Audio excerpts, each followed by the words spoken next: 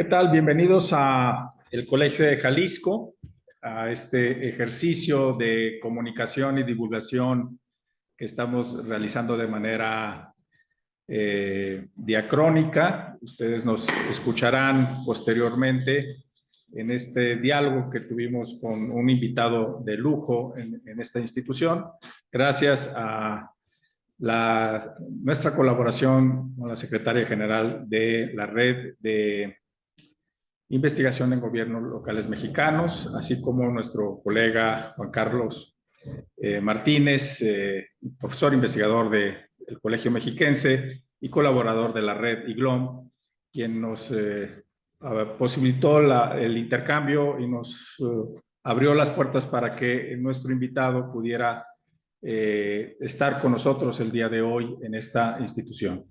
Este es un esfuerzo que está realizando el Colegio de Jalisco como parte de su estrategia de internacionalización para abrirnos a una ventana hacia otras realidades sociales. Le cederé el uso de la voz en este momento a la doctora Fabiola Figueroa Neri, secretaria general de la Red de Investigación en Gobiernos Locales Mexicanos, para que haga la presentación formal de nuestro invitado y tengamos la oportunidad de escuchar esta valiosa intervención, una aproximación a la realidad de su región desde donde nos acompaña. Bienvenido, doctor Ben Brik. Gracias.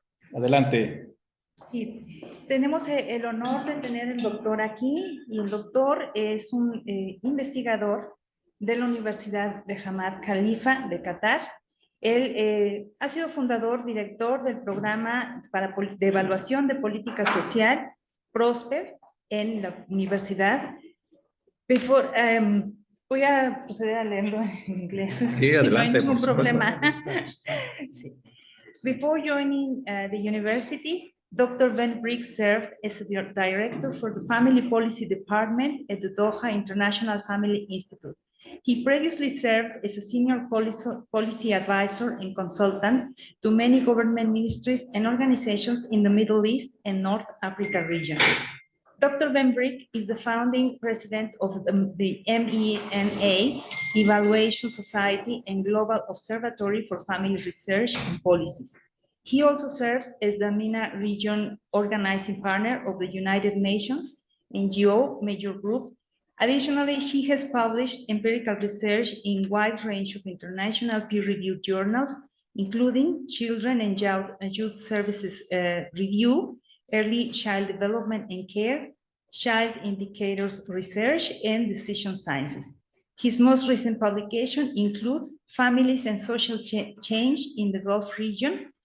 He is the lead principal investigator of the UN-sponsored international research project, The Impact of the Pandemic on the Family Across Cultures, Family Life Across Cultures, a research study that has been conducted in 272 countries across Europe, Africa, Latin America, Asia, North America, and the MENA region. So we are delighted to have you here. Welcome. Thank you very much. Thank you, Professor Roberto, for having me. Thank you for attending. I'd like to thank my dear colleague, Juan Carlos, for organizing this. I'm very delighted to be here with a good rain, which is I like. So I will be presenting today briefly about social protection in the Middle East and North Africa. My presentation was initially designed for students, so I didn't include the academic, as we know, statistical. I tried last night after we met at 3 p.m. to change it, but I forgot that I have 8 hours jet lag. So after we met, I fall asleep for 10 hours because the time now in my head is 10 p.m. And we are back 8 hours from Mexico. So briefly, I will discuss the basic social protection, give maybe an overview of the Middle East, what is the situation of the Middle East, and maybe before I start my presentation, give you just briefly, maybe some of you do not know exactly where is this Middle East place. It is called the Middle East because it is in the middle of the world. So it's a crossroad between Asia and Africa, and Europe is a little bit far from Latin America, but we are very close culturally speaking. So the Middle East has, and the Middle East, personally, I don't like the name because it's a colonial name. They divided the region between Middle East and then North Africa, but we call ourselves the Arab world. So we are a world of Arab people. Arab people is not an ethnic group, it's a linguistic group. The Middle East has 400 million people, but very diverse ethnically, religiously, and culturally. So we have people who are Caucasian, very white, and people who are African looking. All of them call themselves Arab people because they speak same language and have very common cultural values. Maybe one of the famous Arab, what we call Arab, but make Mexican upset is Salma Hayek. So Salma Hayek is Arab, not Mexican, because of Lebanese descent. So, but I know she's Mexican. So this is the culture. So in the Middle East, so we have cities like Dubai. Everyone knows Dubai and Qatar, well-developed cities. But also we have also very historic cities like Egypt with the Pharaoh history, and Iraq, the Babylon, and Morocco or Yemen with 10,000 of histories. And the region also is the home of the oldest religion. So all the religion basically started from the Middle East, most of them in general. But also we are the home of other dark side of the Middle East, wars and conflict in Gaza, in Palestine, in Iraq, in Syria. So we are the home of many things, many good things, many bad things, like other worlds.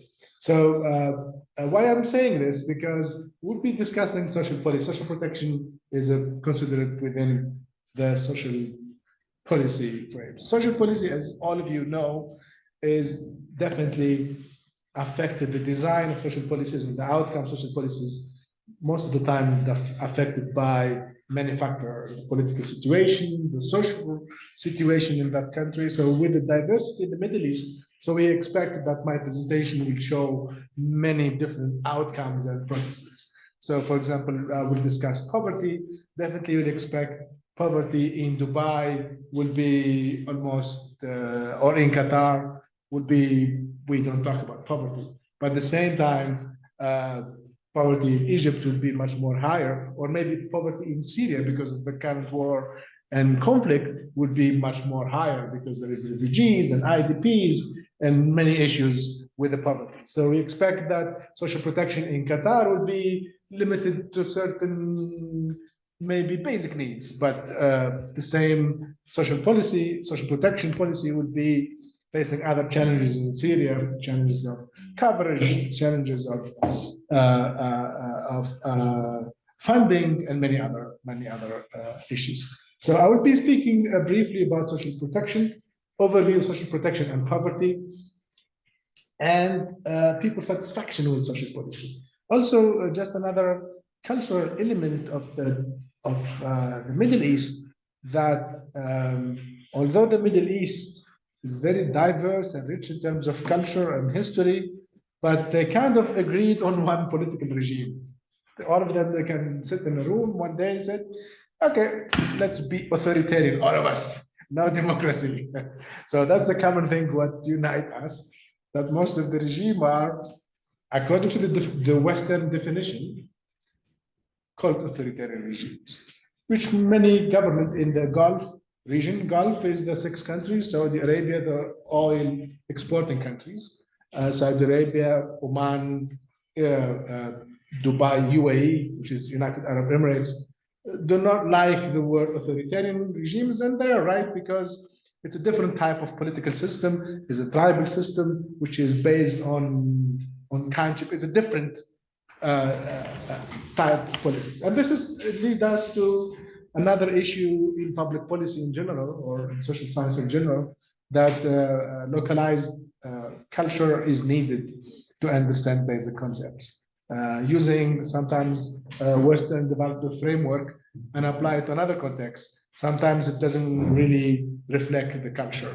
So, for example, using the definition of authoritarian, maybe that works in another context, but in the context of the Middle East is different. But this is the situation in the Middle East, according to the definition, that most of the political regime in the region are considered as authoritarian regimes, which, as you know, will shape the design of social protection and social policy in general. Because, as you know, social policy and protection in particular, according to the literature, has been most of the time used by authoritarian regimes to achieve their goal, to maintain the regime itself. So social protection is a political tool, at least in our region. So we'll start with the landscape of poverty. As you can see, I mean, I'm economist by training, so I like graphs. I can't live without graphs and trends. So as you can see, the Middle East poverty rate has been not decreasing. So that is the only region, by the way, the only region worldwide that poverty increased is the Middle East. Most of other regions, poverty decreased between 1990 and 2016 and 18, except the region of the Middle East, which is highlighted here in orange. You see, the only one is increasing. All of them are decreasing. Basically, is the first line in the graph, the one below. It's increased since 2014. It's the only region worldwide. And you can say many explanations because in aggregate, as I said, there is many countries in the region because of war. There are 4 wars in 2014, and that's increased poverty rate. This is one fact. The second is, again, in the Middle East, again, if you compare, those are countries in the Middle East: Iraq, Jordan, Lebanon, Algeria, and Djibouti is considered part of the Middle East, and Yemen. Also, the poverty is not something new to the region. It was very persistent since years and years and years. And governments and international organizations poured billions of dollars into fighting poverty, but it's still persistent over years and years. And the previous graph shows that it's not only it is persistent, but also has increased since 2014. And you can think of the pandemic, which also increased poverty line during the pandemic. This is estimation of the World Bank, because also one of the issues of the Middle East, one of the main features of the Middle East regarding us, the researcher, is the lack of data. This is kind of a common issue, a challenge we face as an academic, as a researcher in the Middle East, is accessing data. So we rely most of the time on World Bank or international organization like the IMF or the World Bank to find data. And as you can see here, the pandemic also exacerbated the issues in the Middle East. Not only we have persistent poverty, but it increased the poverty line during after the pandemic by specifically increasing unemployment rate. Just to give you a small fact, so so here I'm excluding all the Gulf countries, all the high-income countries. So this is not the Gulf countries. And we discuss in the next slide, one issue of the Middle East in the labor market is the issue of informality. Majority of over 60%, according to the estimation, of the workforce in the Middle East outside the Gulf region work in the informal sector. And informal sector means, from a social perspective, social protection perspective, means they have no coverage. There's no legal coverage, no social protection coverage, they have no pension, no health insurance. They are outside the system. We are talking about 60% of the workforce in the Middle East. That's the minimum. Now, out of the 60% of the workers in the Middle East who are in the informal sector, 80% of women are in the informal sector. So overall, you will talk about 80% of women in the workforce in the Middle East who are not covered. Now, what happened during the pandemic, all the countries in the Middle East, all of them, no exception, followed the WHO. They closed down for months, not few weeks, for months. And what happened is 80% of the workforce, who are women, and 60% in average are both gender, are left exactly behind. There's no income.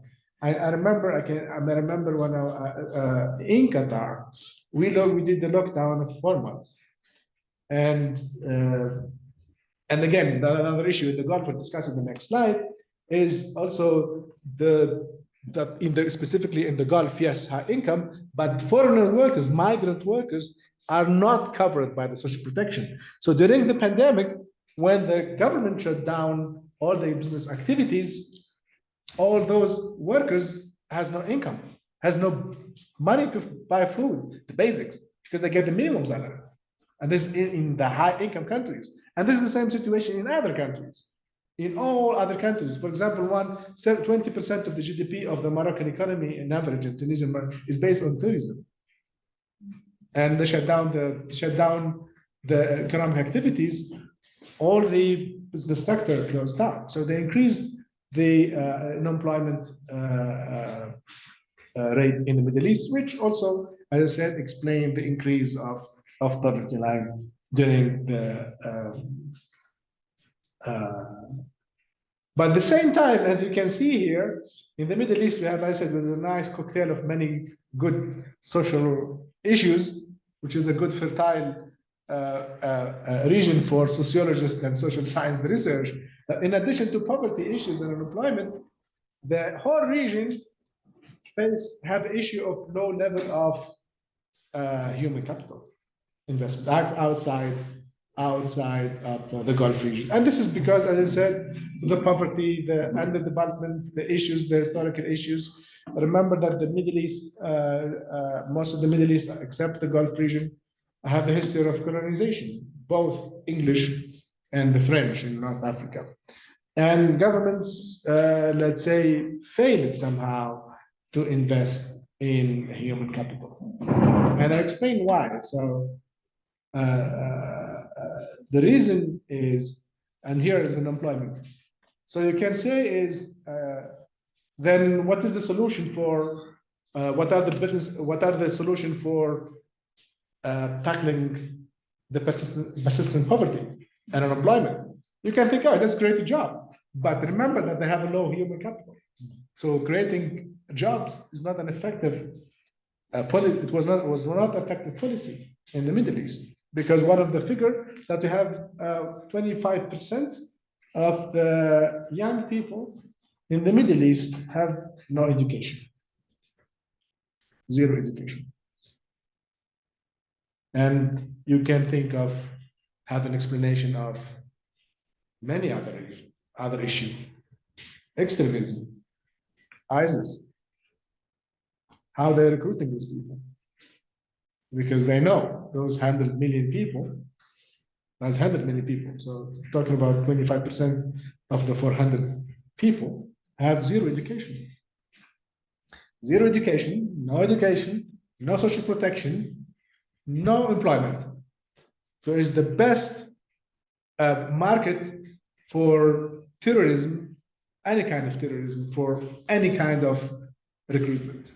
And this is an explanation why, I mean, there are many research in terrorism and violence in the Middle East. One of the factors was the low investment in human capital. So creating jobs for the Middle East was not a good issue. It was not a good solution because of that. Okay. Now comparing, let's look to the spending. How much the Middle East spending, government spending on social protection. I mentioned only a few issues. So poverty, education, and maybe other issues. So it's only in average, let's say 1% of GDP invested on social protection in the Middle East. It's the lowest in other regions. And someone expect, yeah, it should be the highest, considering all those persistent factors, but again, it's the lowest.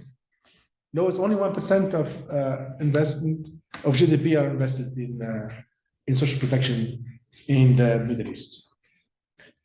Now, most of the most of the other regions respond different tools or different intervention. But the most used form, the preferred form, for a reason I explained in a bit, is cash transfer in the Middle East. And I started my presentation mentioning the political regime in the Middle East. And one of the questions you might think, is there any association or any role of the political regimes with the social protection intervention? Is that cash transfer associated with the regime type, which is mostly authoritarian? And in addition to that, across the Middle East, not mentioned in the slides because I said it was for students, one of the persistent indicators is high level of corruption across the Middle East, except the Gulf region. Right? So you can see that somehow there is a hypothesis or an assumption that there is a reason why government across the Middle East prefer cash transfer.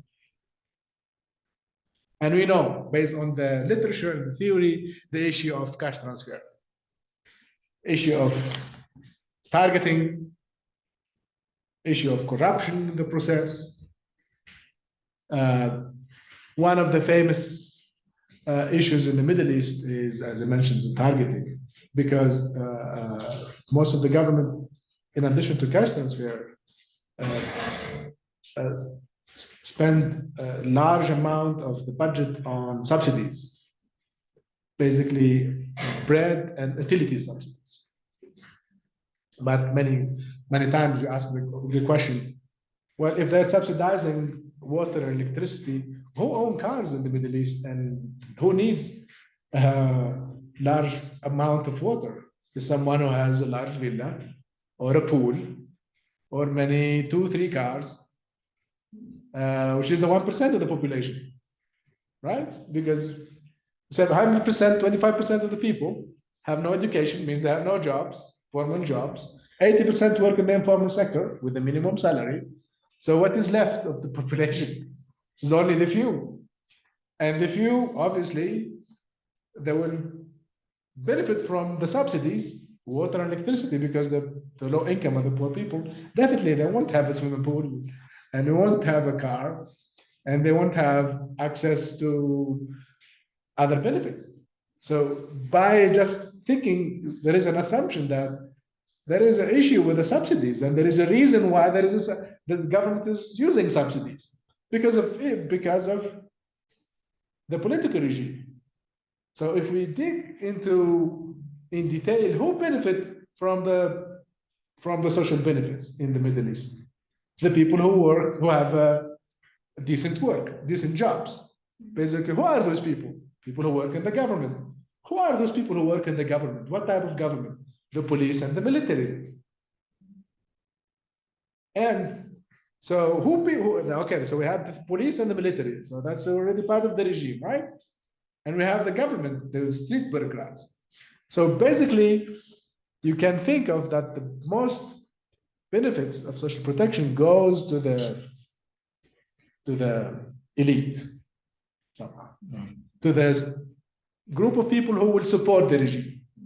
So again, that's support the hypothesis that the political regime is associated with the choice of social protection policies. Cash transfer, we know definitely, and there's no exception. The Middle East won't be an exception. Targeting error, because basically how you would be reaching the 100 million people who work in the informal sector, how you will reach them. First place, they are not registered, they are not in there, right? So this is one of the persistent issue and the government is consistently doing the same thing, is subsidizing and subsidies of utilities and cash transfer. The other subsidies go to bread subsidies, which is also a famous tool in many countries like Egypt, which is a political tool used in Egypt, authoritarian Egypt. So this is what is happening outside the Gulf region. Now, the Gulf region has other issue, right? The Gulf region has another issue, and let me jump to the, I just covered all of this. So I mentioned the subsidies, no cash, right? So the Gulf issue has, so again, I mean, this is just an outcome. So except, as I mentioned to you, if 80% of the women or 60% of the total workforce are in the informal sector, they're not covered by any pension, not only pension, we're talking about health insurance. And what happened during the pandemic was catastrophic in the Middle East, outside the Gulf region, because no one of the 60% of the workforce has a coverage during the pandemic. They can't go to the public hospital, basically. They cannot.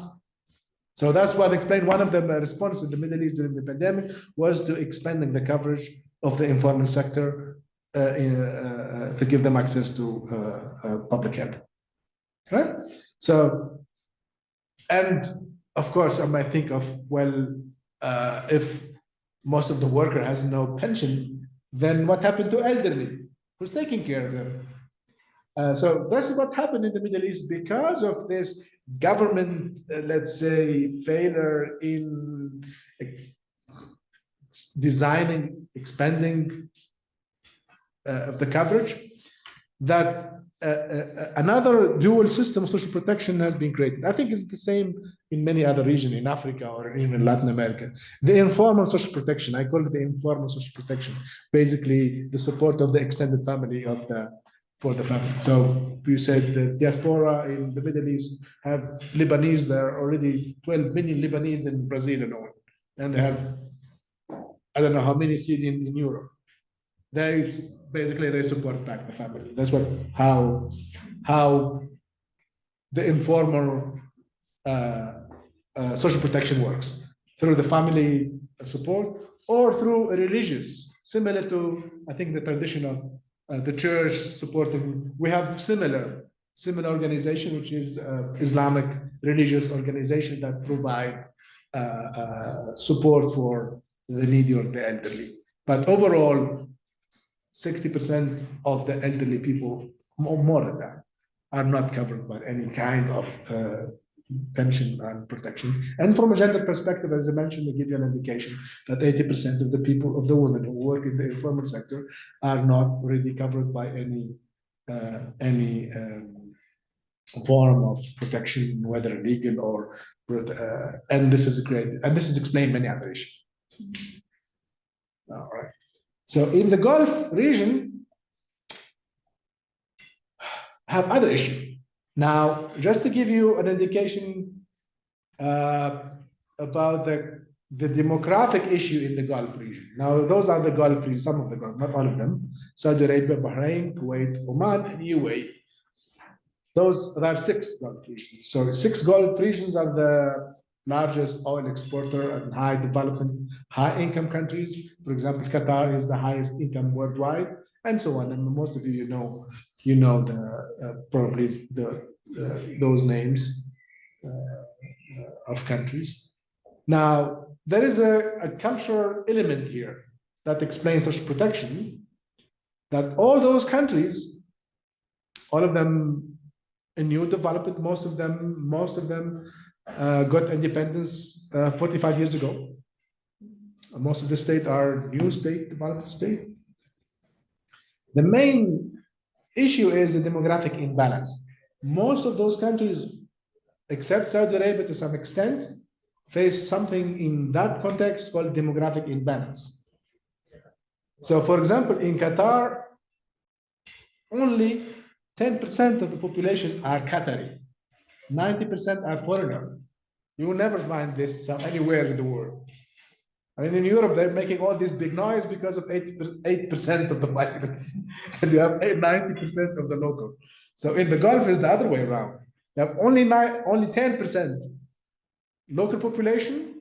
Local population means here is not ethnically or culturally, it's the entitlement to the social benefits, because they are a citizen. Obviously, if I'm visiting Mexico today, I don't think I will have I'm entitled to a pension because I'm here today. The same works there because 90% of the workers in the Gulf are not permanent resident and they are not citizen. That's why they are excluded. They have a employment contract, 1 year, 2 years, and then you leave. So, and because of that, obviously you won't have entitlement to any social benefits because you're just temporary workers. So you end up with 90% of the people who work, the whole total workforce, including the military, are foreigner, and the only 10% are entitled because of the law, but because of the reality, right? And it's fine to some extent in some, maybe it's fine in certain condition. The same, UAE is the same, 10%, Qatar, Kuwait, maybe 20% local population and 80% foreigner. Saudi Arabia, because it's bigger, they have almost 30% foreigner, 40% local and 60% foreigner. Now, as explained, it's fine in normal circumstances. But what happened is during crises like the pandemic, because all these people, you cannot, so the residence is an employment base. So if you lose your employment, you have to leave. But during the pandemic, most of the people lost their job temporarily. So companies cannot relocate. Imagine you have to relocate in Qatar, which is the lowest population, 2.6 million. Imagine how you take 2.6 million in 1 week. You can't, technically. But the problem is you cannot relocate 2 million or even 100, even 10,000 workers, not because logistically, but because you need them, because you cannot hire them again, because you need these people to come back. So the only situation is to keep them there. But keeping them waiting for 4 months, who will take care of them? Who will be covering their expenses? They are not entitled to social protection. They have no employment benefits. There's no employment benefits because the country have 10% of the population have zero unemployment. So everyone works in Qatar or UAE. There's no unemployment. We have kind of unemployment by choice. Means I don't like to work in this company because I don't like it. And I don't need it because I have the money, I don't need it. Or maybe because, and there's another cultural fact that in all the Gulf countries, 95% of the citizens work in the government. 95, you won't find someone, very few that are entrepreneurs, means they own companies, or maybe they work in a semi-owned state company. But you never find someone in the Gulf working, exception Oman, which has a different context. But overall, in Qatar, Kuwait, Bahrain, most of 90% or 95% in average of the local citizens prefer and work in the government. Because there is not enough anyway, even if you employ them in the government and the military, there's not enough workforce because there's a young population. Remember, there's very young, the average age in Qatar is 20 years old. So it's a very young population. So if you hire them, all of them still in the government, 30% of the work in the government are foreigner because it's enough. So the government workers, the local are protected because of the government sector, but all the private sector are foreigners. So during the pandemic, 4 months of lockdown, of course, all the companies, including those who work in the World Cup, remember that Qatar organized the World Cup, and we had a very good experience with the Mexican funds. Because every day party in the city. So what happened during the pandemic that the whole business sector, talk about 2 million people in Qatar, and the same applied to Dubai, all of them shut down for 3 months without any coverage, without any social protection. So that's open the discussion in the whole region. So what should we do about this worker? Because at the same time, the government has two goals and two challenges.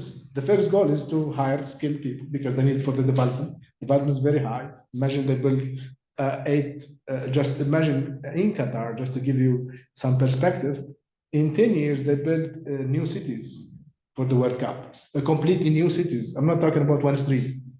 So wake up in the morning and said, oh, this new city, the whole city.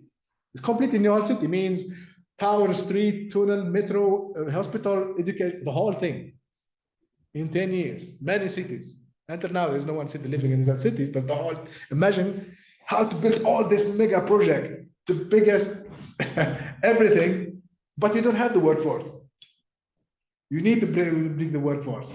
So that's the reason explained, the same in Dubai, with all these big projects, they don't have the workforce.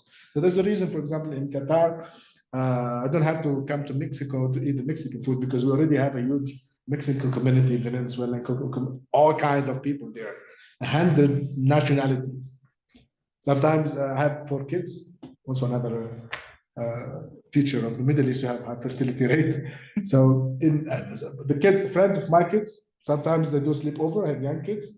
And I have like the United Nations in my house, Korean, Japanese, Indian, Mexican, Brazil, Japanese, all those kinds of people, all of them living in the same small, tiny city, maybe smaller than your city here, very small, very tiny. But that's not enough because we need more skills because there is high turnover. No one, maybe if you are from the city, come to my city, maybe you won't like it because first of all, it's hot weather. Maybe we don't have the rain. There is no green thing. Maybe you'll not like it. Maybe you'll stay same saving and you leave. So the high turnover of high skilled labor. That's the challenge. So they always have this challenge of attracting people, but also to manage those people. But how to attract them? How to attract me or you say, okay, I will work for you 3 years, 5 years, but I have no pension. I'm not going to leave my country. I will stay here, get maybe less salary, but I have pension. Why should I go there? So there's one of the questions. So the government but also if they open up the Pandora box, meaning if you open up for the entitlement, then you have to change citizenship law. Imagine tomorrow if the state of Qatar said, let's have a permanent resident citizenship law. How many people they will get the citizenship? Let's say 1 million, because there are 2 million. Who would be the majority in the country? The foreigners. That's another legal issue. I mean, you become minority in your own country and you lose the political control because, okay, we have 600, for example, in Qatar, there is 600,000 Filipino. So it means the double of the local population are Filipino from the Philippines. All of them are working in the health sector or the house. So imagine that you open, and there is 1.5 or 1 million Indian. So there is a political issue, but also demand from the labor market. So there is a struggle in the whole region for those who have no oil, the non-exporting oil, Egypt, and I'm not talking about the other extreme issues countries facing war, like in Syria. There are millions of people displaced from Syria to other countries. In Lebanon, there's 2 million, in average 2 million refugees in Lebanon alone. Almost half of the population in Lebanon are refugees. In a small country like Lebanon, there is at least 1 million refugees in Jordan, and those countries, they have no resources. Imagine in your city, would be accepting another 1 million people who will have access. I know 1 million people means they will have access to education, to hospitals, to infrastructure. You don't have the resources for that.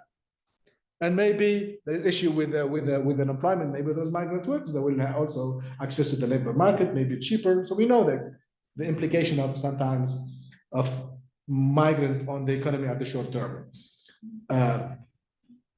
But at the same time, there is this political situation I mentioned, that most of the regimes are authoritarian, are using subsidies and cash transfer to maintain the control, to maintain the status quo of the region.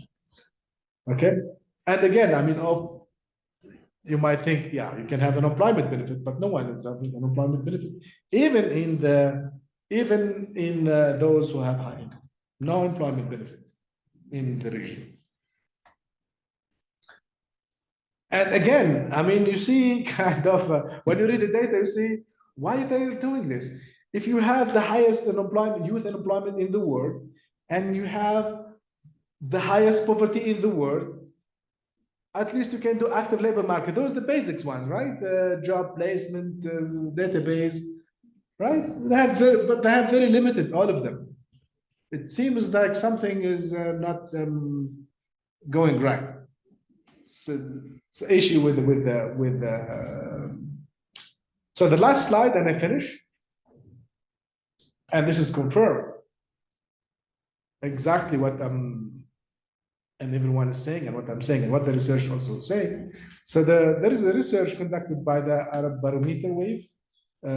It's an organization, Arab Barometer. They track citizen perception or evaluation on many issues. One of them, they asked them how they're unhappy with the policy. I mean, no one is unhappy in the Middle East except the GCC, because for a certain reason.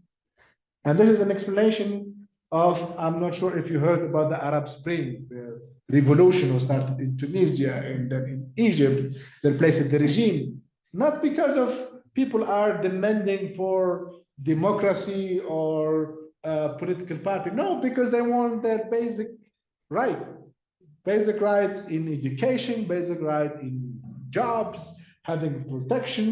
That's how it started. The only reason was just economic, not the political, right? Because, and this shows that how they're unsatisfied. The population of the Middle East, young population, are unsatisfied. And this is explained, as I said, other issues, increasing terrorism, increased migration, brain drain in almost all countries, not the Gulf one.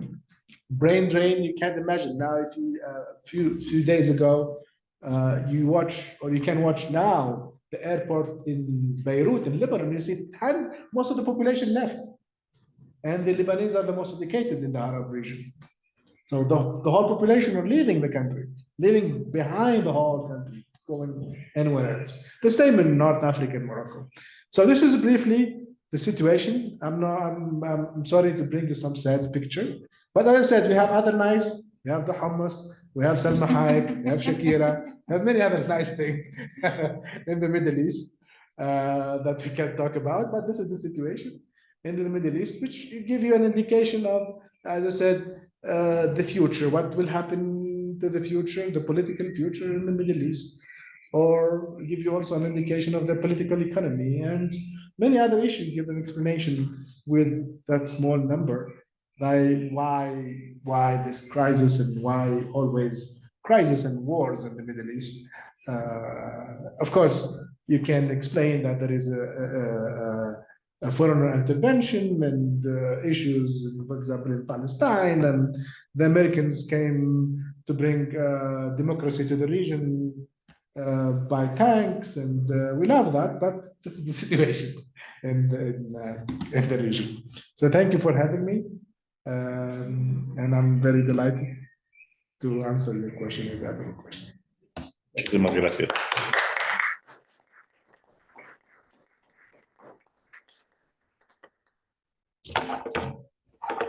Cerramos para la grabación, ¿no?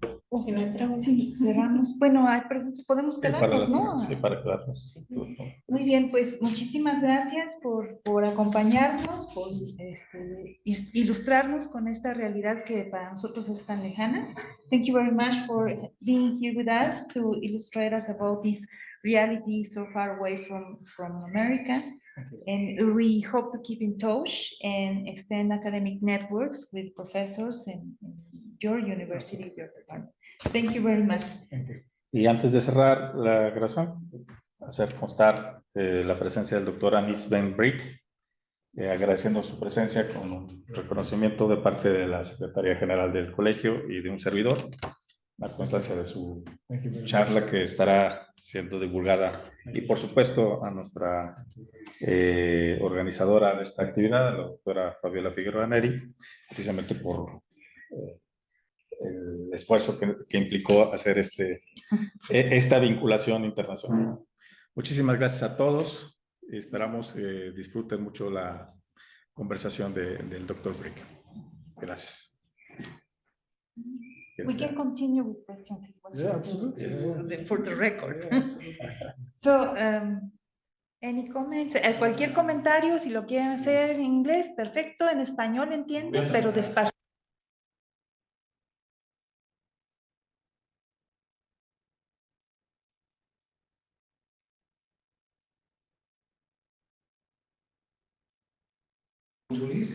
I saw that the social spending is very low, and so, there is no welfare state in that region. There is, of course, as I said, there is a welfare state in the region, but the issue is who's benefiting from the welfare state. That's the issue, is the issue of coverage. So the main challenge of this welfare state in the Middle East is issue of coverage. So one of the reform, which the World Bank, scholars, researchers, many always demanding, suggesting from the government is the expansion of the welfare state, at least to the informal worker, but they are not at least, they are the majority. And that's not enough. That's not possible. That's not easy to do because of the political element. The authoritarianism is, I think, it's one of the key issues. I mean, there are many research on authoritarian social welfare. There is I edited a book. Hopefully, it will be in December. Is the Oxford Handbook of Social Welfare in the Global South. I do many research on the Global South, on evaluation, but also on social protection. And we discussed this so we have chapters from Mexico, 3 chapters from Mexico, one of them by Juan Carlos, and 10 chapters from Latin America, from Brazil, from Peru, all over, and other from Africa, from South Asia. And the magnitude of the issues, not like the Middle East, but almost same issue everywhere. This issue of coverage, the issue of the politics of political economy and affecting social protection. To some extent, there's different, some extent, but the issue is there anyway. The Middle East is extreme because of many historic, many current issues. Basically, political issue. Sometimes, other times are other issues. Yeah, logistical issue. Sometimes talk about targeting error, expansion. Let's say, for example, one is discussion, and many of the successful reforms in expanding social protection to include the informal was in Morocco and Tunisia. But there is a structural element with that 50% of the economy, at least 50% of the economy, is informal economy. So including the informal workers in the social protection won't work because the 50% of your economy is informal. And those people are not interested. Why they will make their business with the government? And because the history of authoritarianism and the history of other political issues, there is a huge low trust in government. People don't trust in government in those areas. I'm not talking about the Gulf. Because I already experienced you. I know you. We know each other since 50 years. Why you want me to trust you now? That's the issue. So and people already, because of this low trust and high level of corruption. I mean, if you are in those countries, you don't have to be sociologist or economist to figure out the corruption.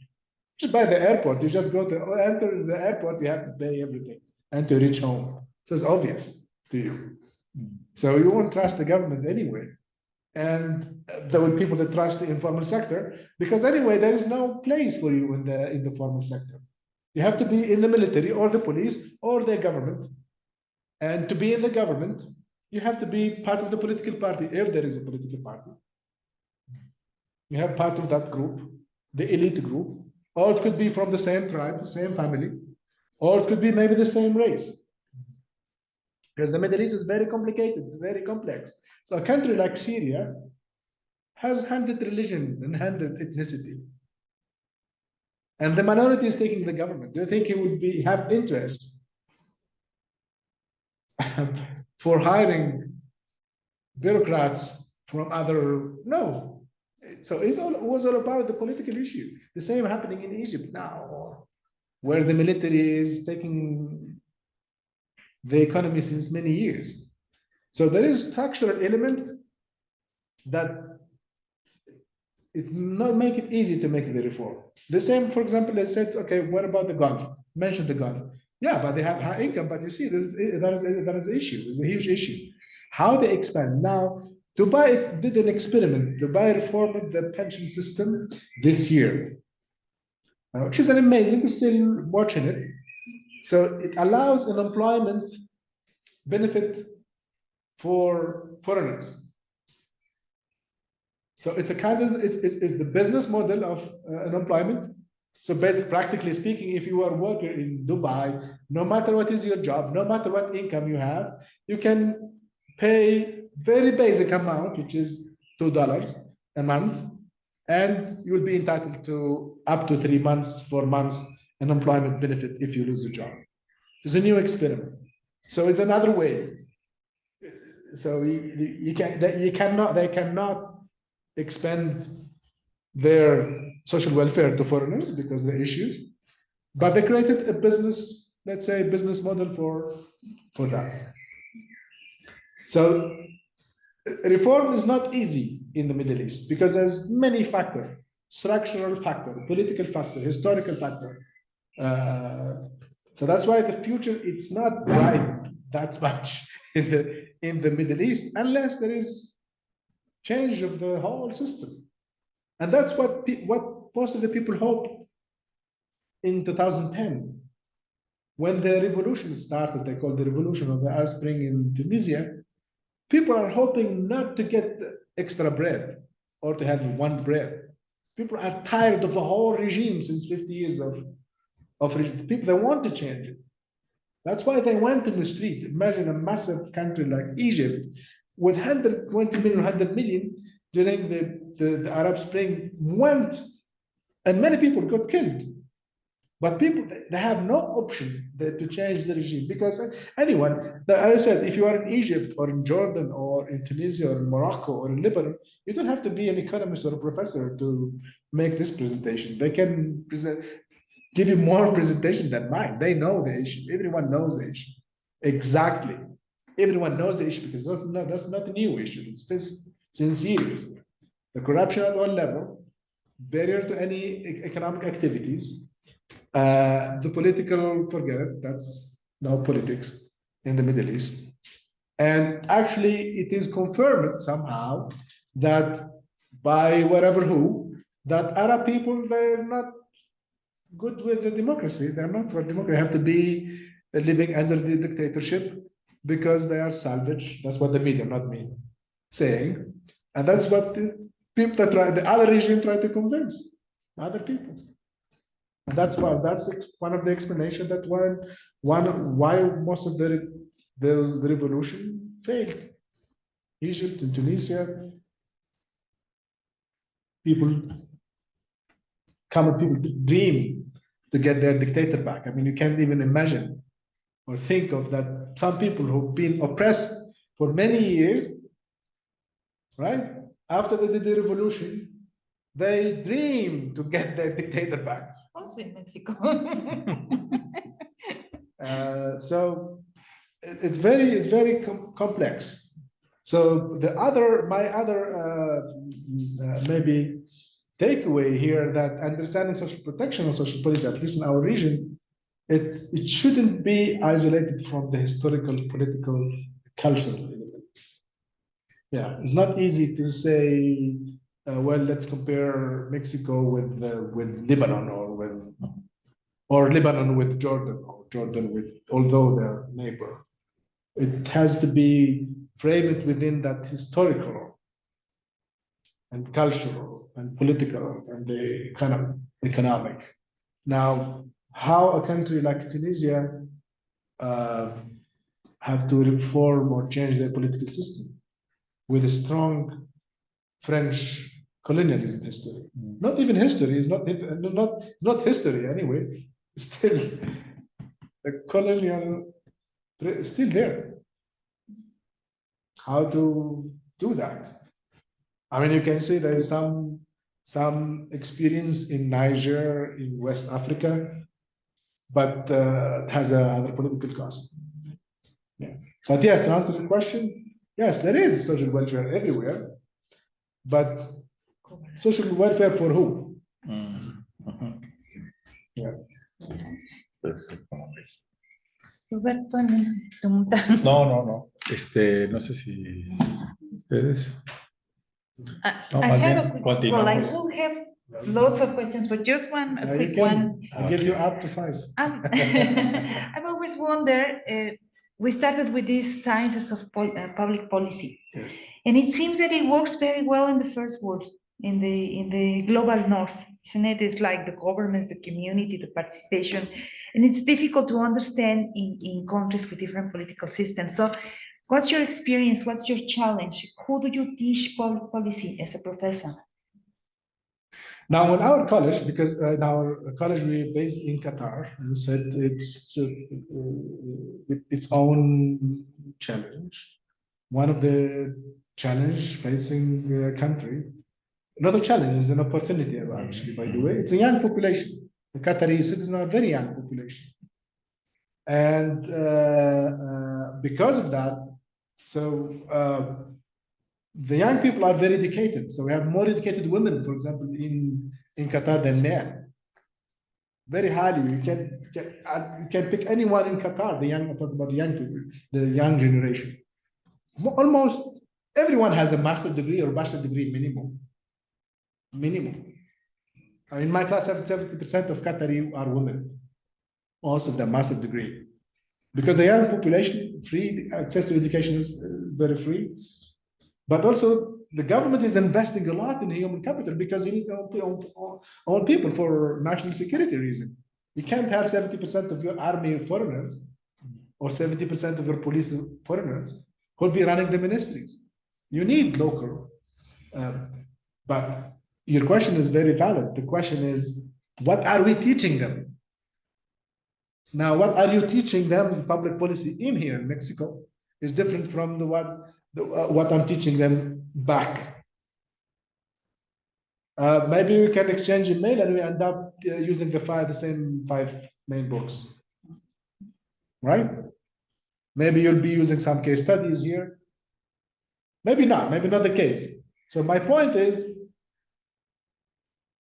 in the global south, there is a bigger issue than, which is the localization of knowledge, the colonizing knowledge. I'm using the books, like anyone else did. We teach in English, right? So we are in Qatar. We teach in foreign language to prepare public policy who will be using Arabic language. So you can ask, I know we have many questions. Why are you doing this? Then what are the options we have? I mean, how many public policy books written from the global south to the globe with their own, maybe 200, 300, 400. We're not blaming the global north, but this is the public policy started in the global north. This is the discipline that started there. So what are we teaching them? That's why our college, for example, we're investing a lot in this localizing. Even our students, by the way, complain. We have students always that complain, say, you're teaching me a case study on Guatemala. It's not relevant. We like Guatemala, but it's not relevant to me in public policy. Because those guys, and another factor, all our students already have a job. So we don't have a young, fresh grad. All of them, all students we have, all of them already directors, director, manager, undersecretary, all of them. Not an executive master, it's a normal master. All of them full-time job means you'll be teaching someone who is director of policy in the central bank and director of the policy in the Ministry of Labor. You'll be teaching, but he will tell you, I'm going to always, Professor, I have this issue now. This is what I'm working now. I'm working in this policy now. Yeah, that's fine, I know, but I need something. But the problem that, we don't have it. We cannot, I don't have a case study. I don't have how, there's no knowledge in that context. Not only in Qatar, not only in the Middle East, but overall the global south. One of my colleagues in the college, she's editing a book, a handbook on decolonizing public policy research. This is the first book, by the way. He's thinking of how to decolonize the knowledge of public policy. You might think, okay, case study, is that enough? Do you think that having case studies, the local case studies in your class enough to decolonize or to localize, let's say, because decolonize sometimes you have political connotation that seems like a war against the North or the colonial history, which you cannot escape anyway. That's it happened. But how to localize knowledge, whether it's in particular in public policy. Now, economics and science, obviously, I don't think where someone is interested to make a mathematical equation or engineering locally. But in social science, and not all social science, but at least in public policy, which is a more, at least in our experience, it's a hands-on. So our students already work in the government, all of them, no exception. We don't have anyone sitting at home. All of them work. They come from work. We teach from 4 to 7. The reason why we teach that because people finish government work at 3. So they finish their work office at 3 and they come to our college at 4 to 6, or 6:30. So all the students, they come with a real, sometimes in the class, we don't lecture, but we discuss a real, we have issue in the country. And we work closely with the ministry because the students is the director in the ministry. That's what the ecosystem, my college is very, very unique because you already work with the ministry directly. You're teaching, working on the project. Even our case capstone. So we don't have a thesis in the MPP. We have capstone project. So the capstone project is a kind of a mini consultancy for the client, for the organization. So the students should find a client, which is a partner organization, which we help. I mean, and they identify a topic, and we let the student work with the client. But because all our students already work with the government, so most of the clients are already government. So we kind of work directly in, and most of our faculty, personally, I'm involved in many government agencies as member of scientific committee. So directly, so I'm involved in capacity building and evaluation. I do evaluation beside the social policy evaluation. So I train the government in doing policy evaluation. I do consultancy in policy evaluation. But again, to answer your question, it's a big issue in public policy in general, and even in evaluation. We just had this morning a lecture at the University of Autonoma here on evaluation in the Global South. And there's again the same issue. I mean, imagine you are evaluating a program in here, in your city, right? But the evaluator, which is me coming from Qatar, I don't speak the language. I don't know anything about the city. I just saw it and learned it on Wikipedia. And I will be doing program evaluation for the World Bank. Maybe I will get a 5-star hotel here. I will have a couple of cerveza, nice, enjoy, and then go back to Washington. That's my work. That's what's happening, at least in the Middle East.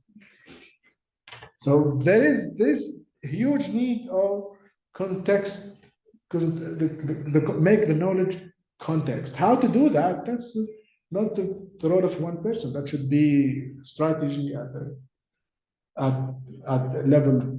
Network like yours is an amazing. So like a network, I founded 3 years ago exactly, the Global South Evaluation Network. So I'm the president of Global South Network of Evaluator and Evaluation Association. That's why I know the Mexican one. They are a member of the network and RELAC, the network of evaluation in Latin America. So my network brings together all the regional, all the national, and all the academic working in evaluation. So bringing together the practitioner and the academic under one umbrella. And we organize a conference every year in Qatar because it's connecting all the region, because we have also other partners from South Asia, people from Nepal, from Sri Lanka, from the Philippines, and from Africa. So the Qatar is kind of in the middle. So one of the projects we've been working is decolonizing evaluation knowledge. And there are many success. For example, our colleague in Africa, started an initiative many years ago called Made in Africa, evaluation knowledge from Africa context to Africa. And they have huge success. It's very well-known initiative called Made Africa. And of course, in the evaluation, we have many other initiatives, indigenous evaluation. They also work closely with indigenous people to localize and to localize not just the concepts, methods. For example, in evaluation, you need to adapt to create the new methods. I always tell my students, imagine you are now, I'm sending you now to evaluate a cash program for women working in the field in a rural area in Nepal. Now, give me a plan, just a plan, how you do that evaluation, how you will plan that, just the planning. I'm not saying you do the evaluation, just the planning of the evaluation. How you will go there, you go to Nepal, okay, then you have to go to this rural area. Okay, you'll find someone will take you there, whatever. Do you speak the language? Do you know the culture? Are you allowed as a man to speak to those women? How do you know? Maybe they're not allowed. Maybe they'll not speak to you. Maybe the police will not talk to you. We're not allowing you, right? And how you will collect the method? I mean, do you think it's easy just to send them an email? They will come to your coffee, or come to your house, and you ask them a couple of questions. They're happily answer your question. And maybe they will answer different. Maybe before you reach them, the guy who is the governor, I don't know who, representing that village, will threat every one of them to say something different from that speech. Maybe they will not even talk to you, right? So there is just issue with the planning, just a simple issue with the planning. By reaching to the people, I'm not saying in any methodology. So which methods, which way you will do the evaluation? And of course, you will not live there for 6 months. You can't just say, okay, I will live there 6 months until I learn. You can't. You can only have 1 week, maybe, or 10 days maximum. How to do that? So there is a gender element, there is a cultural element, there is a political element in that. There's many issues with that. And maybe they will accept you, one of the issues will accept you, but the guy, he will tell you, the ministry, because we're not going to get, I don't think you will have approval. You have to have the ministry approval. The ministry themselves, they will tell you, yeah, thank you very much for the evaluation, and you go home. Or they will force you to work on that, to adapt the outcome. This is happening all the time, everywhere. So they don't like your outcome. So no. Because we want the funding. Imagine it's a rural area, all depending on the funding of the World Bank. They have small program run by the World Bank or by the IMF or by whatever the European agency, and all of this small village is depending on that funding. And you, nice guy, you come from all over the world to make a very objective evaluation. So there's many issues just in evaluation. Imagine, but the same thing apply to in public policy. Imagine if in my region I will just go and tell them, let's work on women empowerment and let's empower everyone, and we have issues. I mean, even with this political agenda. Sorry, just to the LGBT, the diversity in our country. Diversity of who? It works in the West, doesn't fit us. I mean, even if it is a nice thing, even if we agree with the concept itself, but it will shake the whole, it will not work. Yeah, have to stop me, otherwise I will continue. Very interesting, but yeah, we can continue. ¿Nos acompaña? Sí. ¿Sí? Michelle, Sí. vamos. We can launch in a nice place. Closing here, very typical. And the rain has Thank you very stopped much. perfectly. I love it. No, it has stopped. Tenemos algunas sombrillas. Las que traje, yo traigo otra. Yo tengo una mía. Sí. Yo puedo por la mía. Tenemos aquí en el colegio. Sí, pueden usar esa. Sí, yo